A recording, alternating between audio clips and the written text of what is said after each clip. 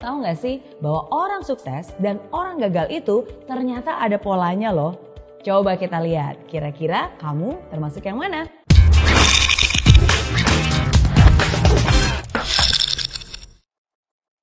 Apakah kamu ingin sukses?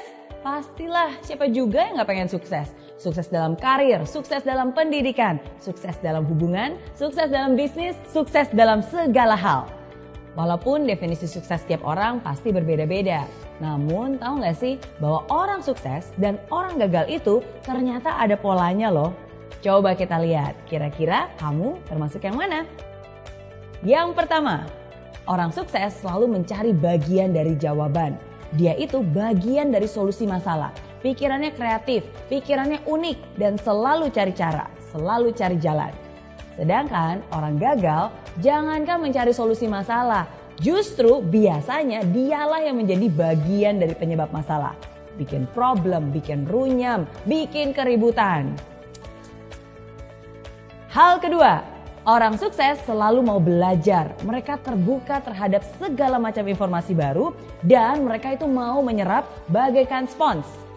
Orang gagal biasanya mereka merasa sudah pintar.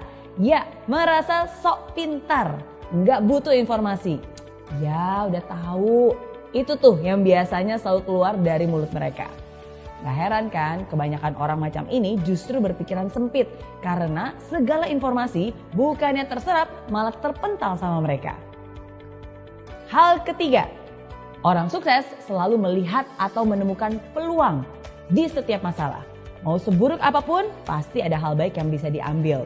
Bahkan di kondisi jelek pun tetap aja ada hal positif yang bisa ditemukan. Nah, orang gagal biasanya hanya melihat masalah di setiap peluang. Bahkan hal yang sudah baik-baik aja nih bisa dicari-cari terus kesalahannya. Bisa dikorek-korek terus negatifnya. Hal keempat, orang sukses membuat komitmen dan dia akan berusaha semaksimal mungkin untuk menghidupi komitmennya. Dan omongannya bisa dipercaya.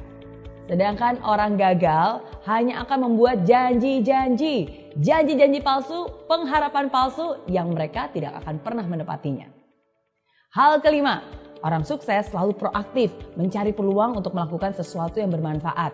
Kalau dikasih tanggung jawab lebih dan pekerjaan yang lebih besar, pasti dia akan senang dan melakukannya dengan sepenuh hati.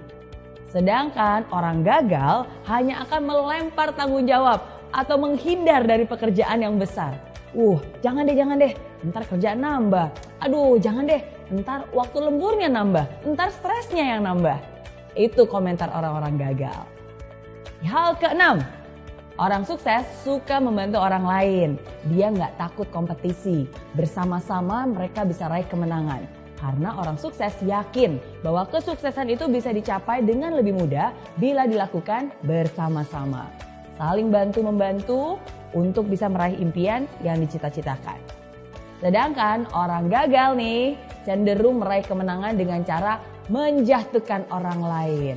Hal yang dipikirkannya adalah, gimana ya caranya menang supaya saya bisa ngalahin orang itu? Gimana caranya supaya saya bisa naik setinggi-tingginya sedangkan orang itu bisa jatuh terinjak-injak? Dan lebih parah lagi nih, orang gagal itu selalu senang lihat orang lain susah dan susah lihat orang lain senang. Hal ketujuh, orang sukses kalau salah ya ngaku. Dia akan memperbaiki diri, dia akan rendah hati dan mau belajar lagi. Orang gagal boro-boro terima kritikan. Orang udah jelas-jelas salah aja pasti gak mau ngaku. Biasanya hanya menyalahkan orang lain. Kenapa belum sukses?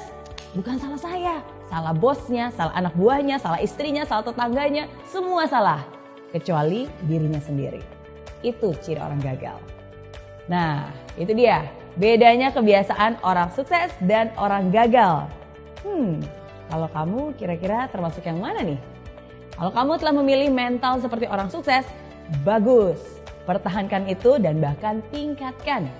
Tapi kalau kamu lebih banyak memiliki mental seperti orang gagal, tunggu dulu. Jangan berkecil hati dulu.